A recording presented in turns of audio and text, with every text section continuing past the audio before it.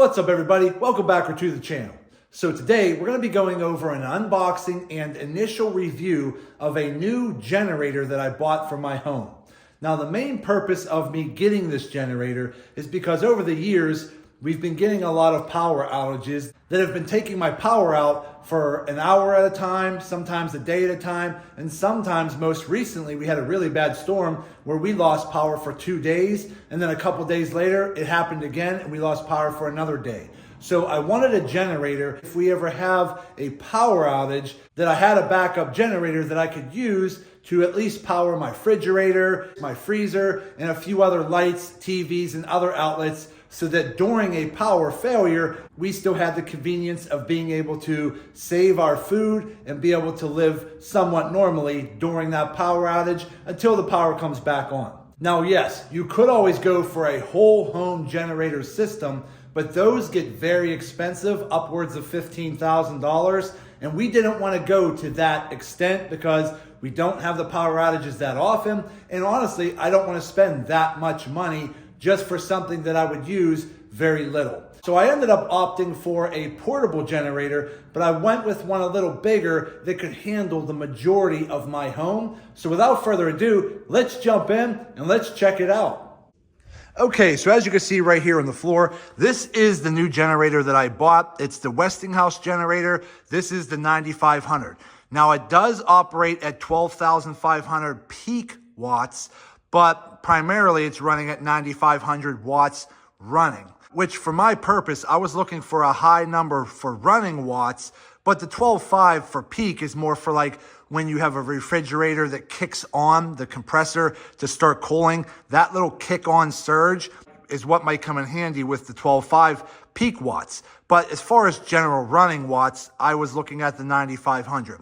Now this is also a dual fuel system, so you can either run gasoline or propane, which is really nice because if you run out of gas and you happen to have propane or vice versa, that's a nice feature. This generator has a lot of features which I thought were pretty awesome. And again, this generator comes in at a very reasonable price for what I'm looking to do. And I really think this one's going to be a good fit. So let me go ahead and start unboxing it. We'll start putting it together and then we'll go over some of the features. So I'll be right back in a minute. Okay, so we just went ahead and we got the generator out of the box, but this is what the generator looks like right out of the box. And I will say this thing is very heavy, so just be careful. I ended up just basically tilting the box on its side like that, opening up the bottom, sliding it out a little bit, and then lifting it up and lifting the box off, because doing this by yourself, this is a very heavy generator, so just be aware of that. So let me go ahead and start getting the wheels and the feet put on, and then we'll go ahead and we'll start adding the oil. We'll add some fuel. We'll go over some of the switches. We'll pull it out into the driveway. We'll turn it on. We'll plug in a few accessories, test it out, and then we'll go from there. So let me go ahead and start getting this put together, and we'll be right back. Okay, and real quick, before I get everything put together, I just wanted to point out, again, you do have the two wheels for the backside. You do have these brackets here, which are the rubber feet for the other side. It does come with a little tool pouch here with a few tools. It does come with all of your hardware to mount the feet and the wheels to the actual generator. And it does come with a angled funnel, which is pretty nice. So let me go ahead and start working on putting all this together, and we'll be right back. Okay, so real quick, assembly is super simple. On the back wheels, all I did was I put a piece of cardboard on, lifted it up on its side. On the wheel, you have your outside of your wheel here. You're gonna put one of your bolts in from the outside. On the inside, you're gonna put one of the large washers. The bolt comes right through this bracket right here. And then you're gonna basically just put a cotter pin in just like that. Same thing on this side. Bolt from the outside. On the inside of the wheel, you're gonna put your washer, then put it through the bracket, cotter pin. Now you have wheels that work. So now all we have to do is take these feet right here, and they're gonna basically bracket right down here like that, using these bolts like this. Now I would probably go ahead and add a little blue Loctite on these, because these are gonna thread in to right here. So it's already pre-threaded. So when you thread these in, I would recommend a little bit of blue Loctite on your threads, because obviously when this is running, it's probably vibrating and you don't want these to kind of vibrate loose. So go ahead and put some blue Loctite on, tighten everything down nice and tight, and you'll be good to go. So let me finish that and we'll be right back. Okay, so we went ahead and we got the wheels put on and we got the feet on towards the front. So what's nice about moving this around once you get the wheels and the feet put on is that it has this nice arm that just slides up just like that. So it has this nice foam padding here that you can lift up just like this, grab it like that, and you can wheel your generator around just like that. When it's not in use, you go ahead and slide it down, out of the way, very easy and convenient for storage. So just taking an overall look here, I wanted to point out a couple little things. Again, as we mentioned earlier, this generator can operate off of either gas or propane. But just know that the power is going to be slightly different between gasoline and propane. And it tells you right here, if you're running gasoline, you have 9,500 running watts and 12.5 peak watts. If you're running it off of propane, you have 8,500 running watts and 11.2 peak watts. So just be aware of that. So again, your gas tank is up top right here. So it is a 6.6 gallon, as you can see right there. And I believe if running this off of the 6.6 gallon, I believe it can run up to about 12 hours. So we'll have to test that out one day to see how well that does. But again, that's a pretty respectable size gas tank for a portable generator. And then on top right here is going to be a fuel gauge. Again, when it's full, it'll be all red to show you that it's full of fuel. If it's going to be empty like that, which this is empty, it won't show the red bar. So it already has that, which is nice. It does have some nice operating instructions across the top. So when in doubt, if you happen to forget how to use this because maybe you don't use it that often, it does come with instructions pretty much printed right on the generator so that you don't forget. Now, taking a look over here, down here is where your oil dipstick is right here. So we're going to have to fill up the oil here shortly in a minute. Over here is going to be where you hook up your propane gas line at right there. And again, there are labels everywhere that pretty much tells you to take the generator outside in a well-ventilated area. Another cool thing is that it has this battery backup right here. Now this battery can be replaced if over a long period of time the battery stops working. You can just go ahead and buy another battery here. But it does come with a battery, which is part of the starting mechanism. And it does come with this power adapter here that you could plug in to keep the battery charged if need be. So that's a nice feature. Okay, if we take a look on the front of the control panel here, you have your fuel source switch. So right now it's turned to gasoline. If you choose to run it off of propane, you're going to turn the switch counterclockwise all the way down to propane. But I'm not going to be using it propane. I'll probably be mainly using it with gas, so we'll keep it up top. Here's going to be your engine start stop button right here. This is going to be your on off button there. This is going to be your smart switch ready in case you want to buy the Westinghouse transfer switch, which is available for this generator. It's basically a box that has maybe a couple different outlets in it that plugs into this. It's basically a box that can go off somewhere else that you plug in a couple of your accessories to, and then that box plugs into here. So basically when power goes out, you turn on the generator, it automatically will turn on your box and send power to your accessories. But I'm going to be doing something a little different at my house in the next week or two. I'm going to be putting in a transfer switch, or more like what's considered an interlock switch. And the goal is to be able to run this straight to my home fuse panel. And I'll go over all that in a couple weeks in a separate video if you want to watch how I do that. Today's video is really just to go over the generator itself. So again, it has your transfer switch ready plug outlet right there. Here's your on-off breaker. So it obviously says off. And then when you want to switch it on, flip it up, it'll be on. It has a little volt display here that kind of tells you how many volts and watts you're using. This little outlet right here is where you plug this plug into, and that's how you charge your battery. So we'll go ahead and shut that. And then you have your main outlet. So you have a AC 120, 240 volt, 50 amp plug right there, which is what I'll probably be using when I hook this up to my fuse panel through a 50 amp breaker.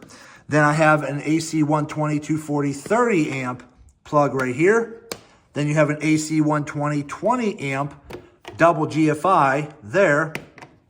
And then you have an AC 120, 20 amp, again, double GFI there. So plenty of outlets to use. It has these nice rubberized, weatherproof, snap close lids here to make sure your outlets aren't getting any kind of water or moisture in, but just make sure when you close them, that you kind of push them into position around the edges and corners and get it to really close to give it a nice weatherproof seal. Then you have your 30 amp trip breakers right here, push buttons like that, very simple and easy.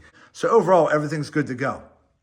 If we come around the back side over here, not much to say here, little carburetor vent there. So again, nothing much going on there. Come over here, again, not a whole lot going on over here. Here's your choke right there. And again, pretty much you're not going to be doing much over here. And then on this side over here, this is where you have, looks like your fuel. You can turn it off or on. So when it's in storage, you turn it to off. When you're going to use it, turn it to on. It does have a backup pull rope here. So in case your battery's dead and you can't use the push button electric start, you can go old school and actually pull the cord here to start it. And then another cool feature, it actually comes with a remote. So again, if you have this generator sitting outside somewhere and you have it all hooked up, you can go ahead and hit the remote button and it will actually remotely start this generator if your battery's fully charged. So again, we'll go over some of those features here shortly. So the next thing I need to do now is we're gonna go ahead and put the oil in it, which again, very simple. Take out your dipstick here. You're gonna go ahead and use your funnel, stick your funnel in, and you're gonna fill it up with oil until it's full, but you don't want to overfill it so that you have oil pouring out. So let me go ahead and do that next, and we'll be right back. Make sure you take the full aluminum seal off the top so that there's no more aluminum stuck to the edge, because you don't want to accidentally pour any little pieces of the aluminum down into your engine. So I went ahead and peeled that off and start pouring some oil in.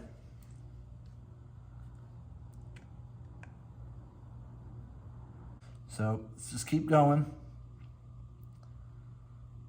So again, there's only a little bit left in this quart jug here, so we're just going to go ahead and use it all, and we should be good to go.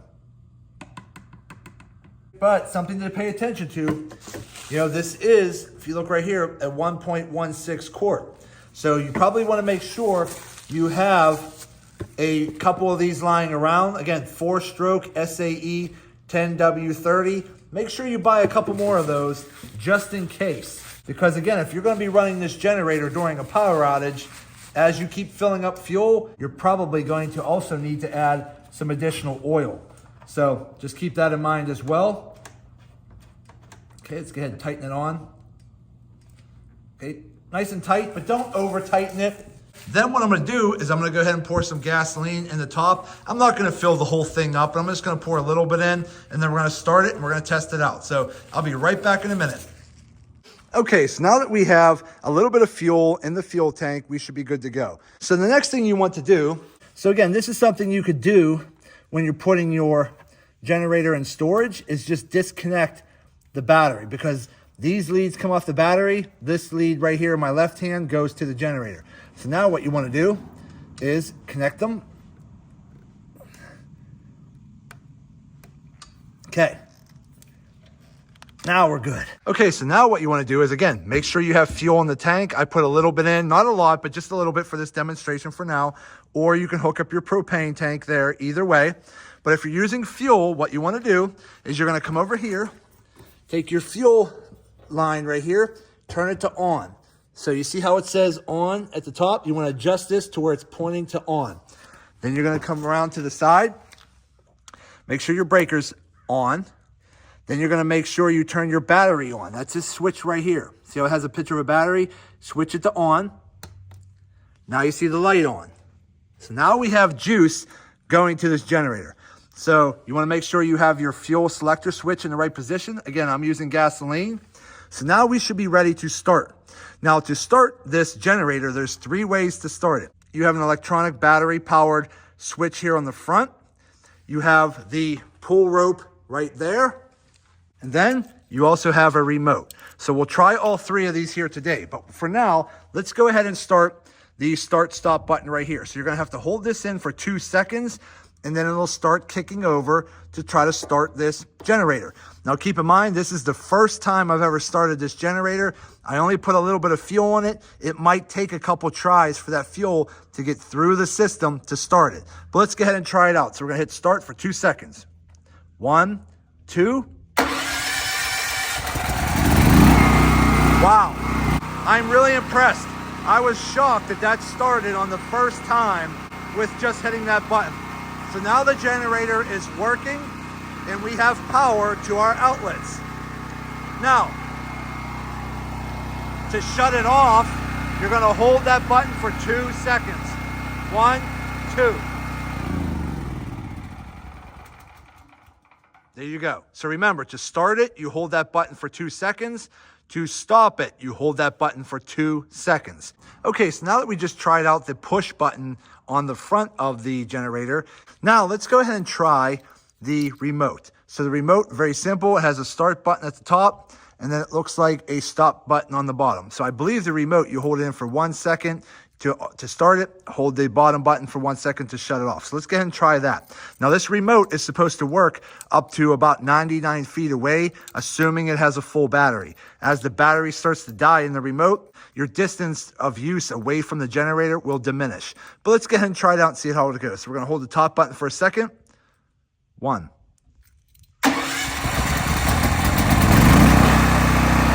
There you go. Let's go ahead and shut it off. We're gonna hold the bottom button in. There you go. So the remote works really good. That's a really nice feature to have. Really happy about that. Now let's try the third option, which is gonna be your pull rope. Now with the pull start, I wanna make sure I'm leaving the battery switch on, but you wanna come back here and move your choke right here with your finger. It's this little knob right here. See me moving it right here? You want to move it all the way to the right. That tells you that all the way to the right is for cold start. All the way to the left is warm. Now it's an auto choke, but when you're pulling the pull start here, if it's the first time you're using it or it's a little bit cold out, you want to adjust your choke manually. Then you're going to go ahead, grab your cord, pull it a little bit. You'll feel some resistance about right there, right? So right here, right there. Then give it a good pull.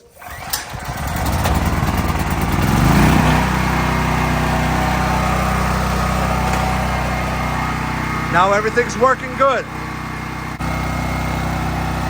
Okay.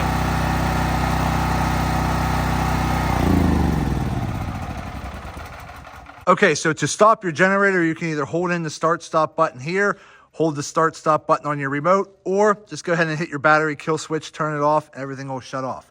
Now, this little panel down here, there are a few different things you can see here in the manual. So as you can see right there, A would be voltage, B would be power output, C would be your lifetime hours, D would be your runtime, E would be your mode button.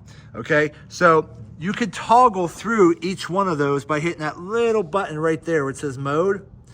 You tap that and it will toggle through. So that's that. Another thing I want to point out is your warning lights right here. You have the yellow one and then you have the red one. The yellow one is more of a service reminder that'll tell you, hey, you need to, change your oil or clean your air filter or something like that. The red one's going to be for more of a carbon monoxide issue, and that's going to be an automatic shutoff. So if you see this red light turn on, you want to make sure this thing is turned off immediately. So I just wanted to point that out. And all of that's going to be listed in your owner's manual here. So definitely make sure you go through this with a fine-tooth comb, really familiarize yourself with what you're using here, and everything should be good to go. But so far, the 3 starting methods work perfectly fine. Really happy with it. So the next thing I'm going to go ahead and do, I'm going to go ahead and plug in maybe a circular saw to probably one of these outlets here. And then we're going to go ahead and start it up and we're going to see how the circular saw works. So let me go ahead and plug that in and we'll be right back. Okay, so I just have a basic circular saw out here. We're going to go ahead and use the remote, turn on the generator, and then I'm going to plug it in and we're going to try it out. So let's try this. Hold it in.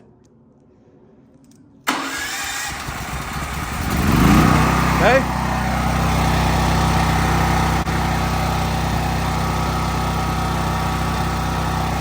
All right. Okay. If it's not working, it's a GFI. Just go ahead and hit the reset button. Now let's try it out.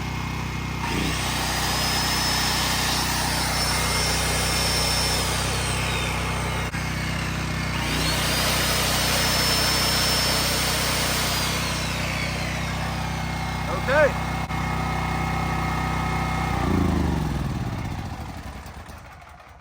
Okay, so we have that good to go. So that works. Let's go ahead. Let's go pretty far away. Again, this driveway is every bit of 30 something feet wide. But let's just come out here in the field a little further away. I don't know. Let's come about here. I mean, that's a pretty far distance. I don't know, 60, 70 feet. Let's go ahead and hit the remote. 1. There you go. And just to give you a little bit of a better sound, I'm 60, 70 feet away and you can still hear the generator. I mean, it's not a quiet generator. It's definitely loud, but I'd honestly say it's probably on par with pretty much any generator. They're all gonna be loud, okay? Unless you're gonna get into the extreme added cost of a higher end generator that's gonna be very quiet. Most generators are all gonna be noisy, so it just is what it is. But again, when you're in your house during a power outage and you want lights running, a fan running, maybe you want your home HVAC running, you want your refrigerators to run, you don't want your food to spoil, you'll deal with a little bit of outside noise like that, because when it's outside, it's probably more of a nuisance for your neighbors than you, but it is what it is. But it's really not that loud. I mean, I'm standing within about 10 feet of it and it's not unbearably loud. So I just wanted to point that out. But overall, it's really nice.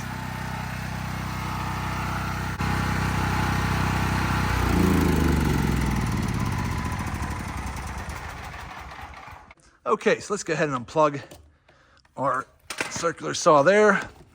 Put our cap back on. Okay, let's go ahead and turn the battery switch off. Let's go ahead, turn our fuel off over here. Okay, got that to off. Let's go ahead, lift up our bar, pull this in.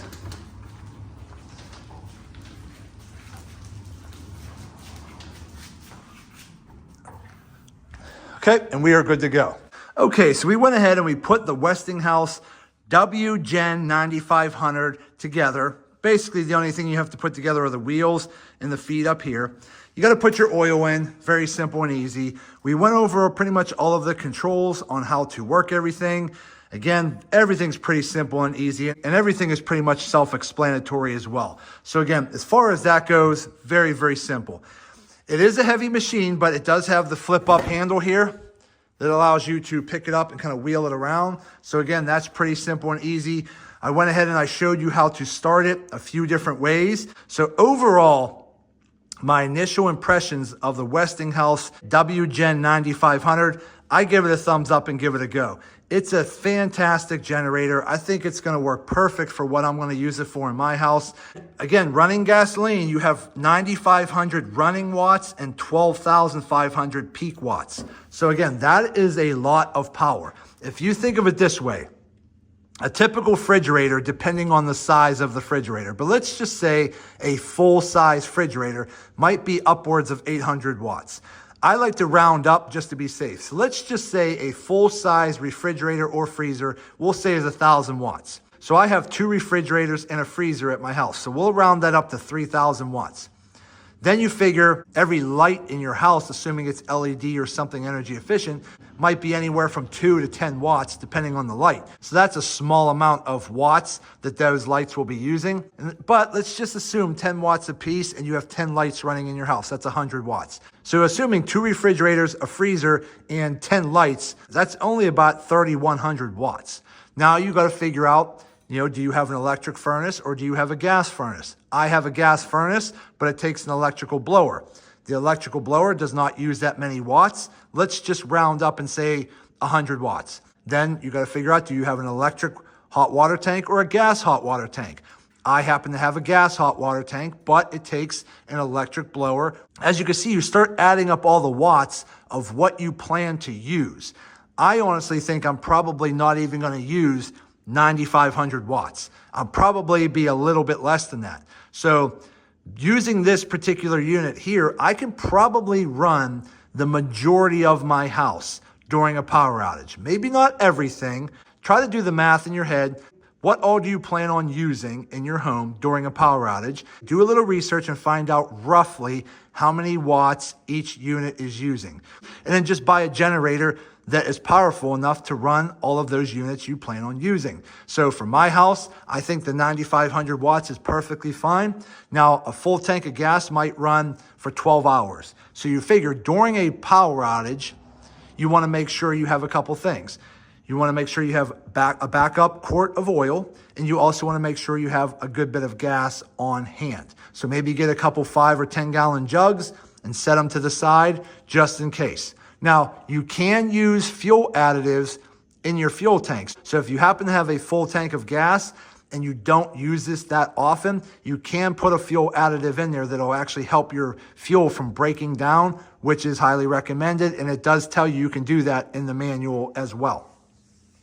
But overall, I think this is a fantastic unit. It comes in at a great value. It's a high quality generator. It works perfectly fine. And I'm really, really excited about finally owning a generator that's capable of running my home. Now, the next thing I'm going to be doing probably in the next week or two is I have a buddy who's an electrician. He's going to put in a transfer switch, more of an interlock switch. It's a very inexpensive way to do this, and I'll show you that in a separate video once I get it installed. But my goal is to be able to use this portable generator during a power outage, that this will power my fuse panel in my house, and then I can manually choose what breakers to use and which breakers I don't want to use, all within my same panel. It's a very simple system to use. It's very inexpensive to install. And I'll go over all of that in a separate video. But for today, my goal was to show you an unboxing of this Westinghouse generator, show you roughly what you have to do to put it together, and then give you a brief demonstration on how to use everything. I demonstrated how it works, and I demonstrated by just using a circular saw in one of the outlets. Now, what's really nice about this having a 50 amp plug like this is when I have the transfer switch put in, I can run a short, let's say 5 or 10 foot long 50 amp cord from this plug over to a wall plug that'll be on the other side of my house on the outside. That receptacle will feed my fuse panel in the basement. I'll have an interlock switch that I can manually switch off breakers in my fuse panel so that I can run my whole fuse panel with this generator. So if you want to see that video, stay tuned because that'll be coming in hopefully a few weeks. For today, I just wanted to go over the generator that I plan on using, and that is the Westinghouse Dual Fuel WGen9500DFc. And I gotta say, this thing is a beast. I think this is a fantastic generator. It comes in at a great value. So if you happen to be looking for a portable generator that in many instances could run most of your house, I definitely recommend checking this one out. Okay, everybody, so there you go. So that was a brief introduction to the new Westinghouse 9,500 watt portable generator. My overall impressions, I definitely give it a thumbs up and give it a go. It's a high quality generator. It produces tons of power. I like that it has 3 different ways of starting it. This particular unit gives you 2 options to use for fuel, whether you want to use gas or propane. And I really just think for around $1,000, you really can't beat the power and the quality that you're getting for that price. But if any of you are looking for a more powerful, high quality generator at a reasonable price, I definitely recommend checking this one out.